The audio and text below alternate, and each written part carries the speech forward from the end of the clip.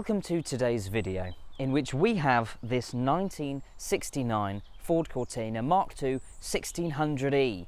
Now, I've not driven a 1600e before, apart from this one, so I was quite excited. I've driven other Mk2 Cortinas before, but never a 1600e. Now, I'm not exactly a Ford expert, so people out there that know more than I do, let me know. I don't think this is a standard colour, is it? I could be wrong, but I think it looks really nice. I like it. Not sure about the mini light wheels, not sold on those. I prefer the Ross styles as standard. But I think this is a very nice looking car, and I'm very excited to show you around it. Now at this point, it's always customary for me to show you what it looks like under the bonnet, if I pull the lever properly. There we go. There we are. Now obviously, being a 1600e, the engine is a 1600. That's not that complicated. What I didn't know is that this engine is actually a push rod. So instead of having overhead cams, I believe it has a camshaft at the bottom and then a series of push rods that then operate rockers that open and close the valves rather than having cams.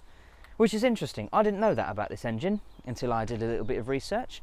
Now, whenever I do a video with a saloon, I can't help myself but to show you how much room there is in the boot. Look at that, it's basically automatic.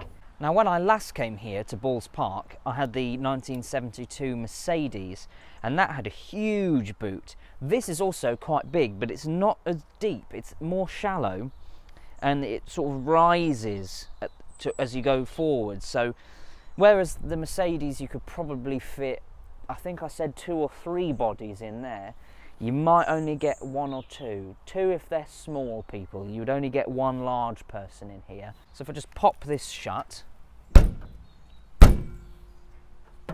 we go. The interior of this Cortina is actually really nice. The leather seats are in a really good condition. They're quite comfortable, as is the steering wheel. I like this sort of, is it a motor-liter? It's something like that. The wood panelling is quite nice on the dashboard and the door cards. I like the 2 dials and these dials here. Tell me, is this something that the 1600e got? Or did they all have these? I don't remember.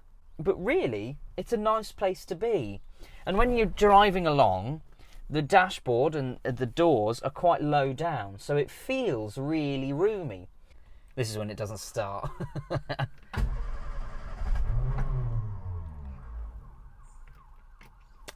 Just bear with. There we go. Now, I'll be completely honest, I have driven this car before. I drove it as soon as it got dropped off to us. The clutch pedal, the bite is really low.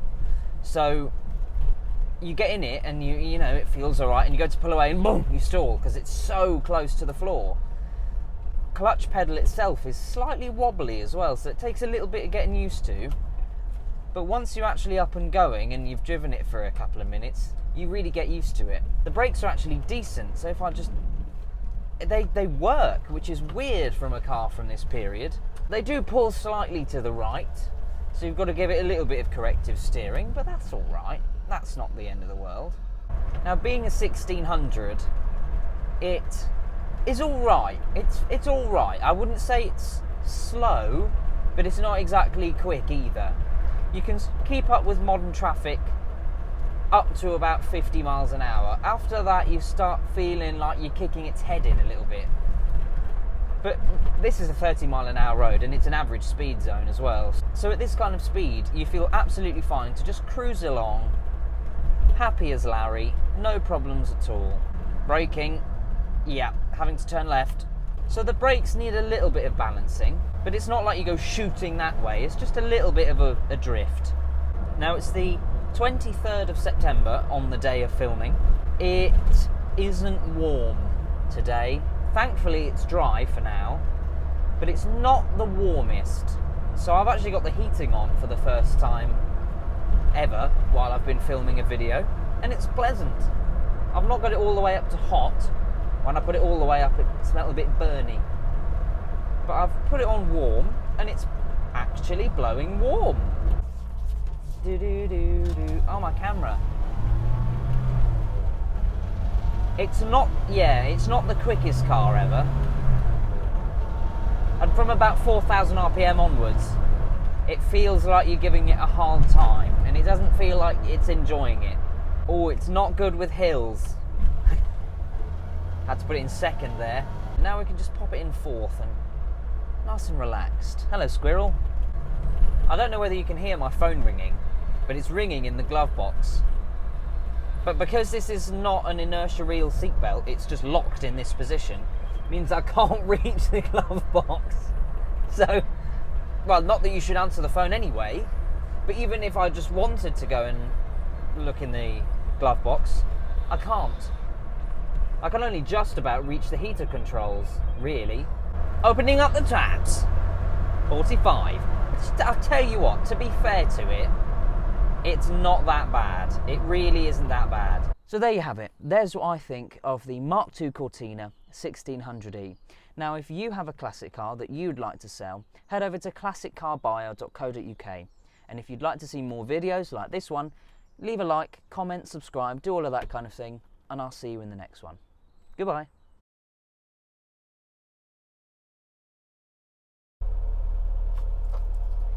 She's electric. Oh no, my phone's ringing again.